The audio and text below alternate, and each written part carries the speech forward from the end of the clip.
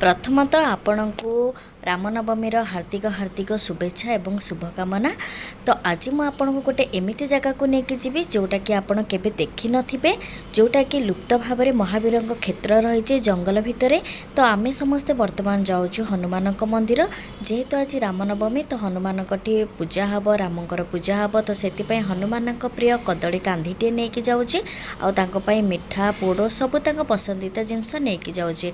एठी आपण देखिपारुथिबे केते जंगल रही। से क्षेत्रटा ना हेउची पसाणिया, जोटा कि बांकी ब्लॉक एवं कटक डिस्ट्रिक्ट रे अवस्थित। देखंतु एबे आमे पहुँची गले महावीर क्षेत्र, जोटिकी एटी हनुमान राम लक्ष्मण सीता रही। देखंतु सबुआड़े जंगल, किंतु एबे तो से सबू घर बनीगलाणी सफा करने ठाकुरंक स्नान क्षीर नि जाउची। तो आमे समस्ते प्रथमे आसिकी पहुँची जाइचु, नना भी अपेक्षा करके बसचंती। देखंतु एटी केड़े बड़ हुंकाटे हेची। जेतेबेले एटी घर तैयारी होला, ठाकुरंक मंदिर हैला, सेतेबेले ए हुंकाटा को भांगिबा को समस्ते मना कले। सेबेटू से एटी पूजा पाउची बहुत बड़ हुंका। एठी जणे बाबा रहीकि राम लक्ष्मण सीता हनुमान को पूजा करुथिले। तापरे गाँ लोकंकर सहयोग, मो हजबैंडकर सहयोग समस्ते मिसी कमिटी द्वारा ए मंदिरटा को निर्माण करथिले। एठी भितरे राम लक्ष्मण सीता एवं हनुमान पूजा पाती। तो धीरे धीरे ये जगह मध्य डेभलप होगा को आरंभ कलानी। बहुत ही बढ़िया जगह। तो ये हनुमान प्रथमे स्नान करेंगे, जेहेतु आम टे जल्दी आसीचु से ठाकुरंक सबु जिनस नहीं ही आसीचु।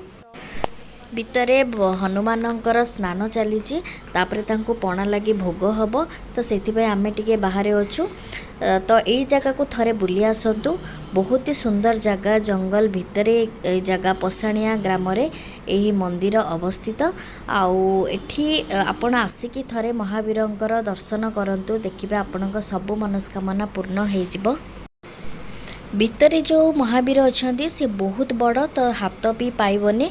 तो सेथिपाई एठी बाहर द्वार रे हनुमान अच्छा, तांको पूजा अर्चना करा जाउची।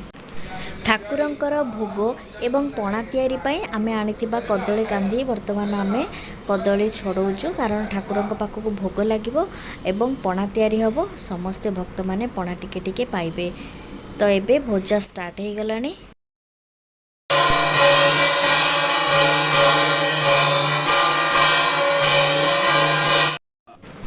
एबे देखंतु पूजा सरीगला। तो पणा तैयारी प्रस्तुति चली।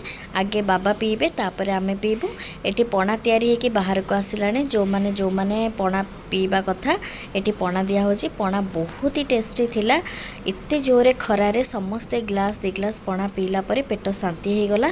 एटी देखंतु पूरा मंदिर पाखरे एटी केडे बड़ मुंडियाटे अछि। मु कहूची एटा गोटे बहुत बड़ जंगल थिला। तो एटी जेहेतु समय हो गलानी रामलालांकर स्नान पाई, तो एटी प्रभु को गाधे दिया होची। तापर तांकर पूजा हबो। राम लक्ष्मण सीता एवं हनुमान को पंचामृत रे स्नान करा होची। तो जेहेतु बहुत जोरे खरा होथिला, तो मु भाबिली कि आमे टिके दही पणा करिबा। तो एटी दही आम बाल्टी पूरा प्रस्तुत कर देलिनी। सेथिरे लंका, कमला लेंबू पत्र, अदा छेचिकी बनैथिली। तो खरा जोगुरु समस्ते 6 ग्लास 7 ग्लास पी देला परे पेट टिके शांति लागिला। तो लोकों को देकी मन बहुत ही भल लागिला। खरारे समस्ते झाउली जाइथांती, जेहेतु आज श्रीराम नवमी, तेणु खाद्य प्रस्तुत रे भी लोक माने लागि थांती। तो एते खरारे से मानको टिके दही पणा देला परे तांको टिके भल लागिला। एठी म आपनको देखा जी ए घरटा हेई नथिला। तो एबे एठी घरटा हेला परे टिके शांति लागुची। ठाकुरंको जो माने भी दान करूचंदी तांकरी पैसा रे ही घर द्वार सब तैयारी होची। एई देखंतु पछपटे केवल जंगल ही जंगल, आ हुंका ही हुंका।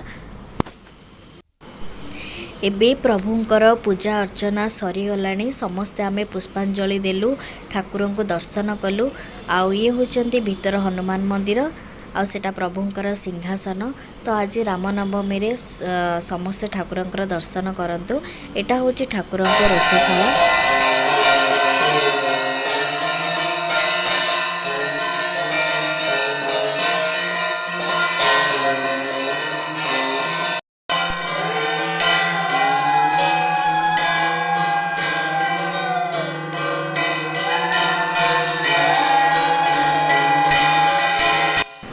पुष्पांजलि परे वर्तमान प्रभु तांको सिंहासन को जाउचंती आउ आमे समस्ते ठाकुरंक दर्शन करी बहुत ही खुशी लागिला और तांको आशीर्वाद मध्य भिक्षा कलु आउ एबे प्रसाद सेवनर समय आसीगलानी तो आमे गोटे गोटे खली पकी समस्ते बसी पड़िलु आउ आज प्रसाद रे पूरी डालमा एवं खीरी हेइथिला आनंद रे पेटे खाइदेलु गरम जोगुरु भी खाई भी हो न थाए तो आज मोर ब्लॉगटी केमती लगिला निश्चिंत जनइबे भल लगिले वीडियो को गोटे लाइक शेयर सब्सक्राइब करेंगे।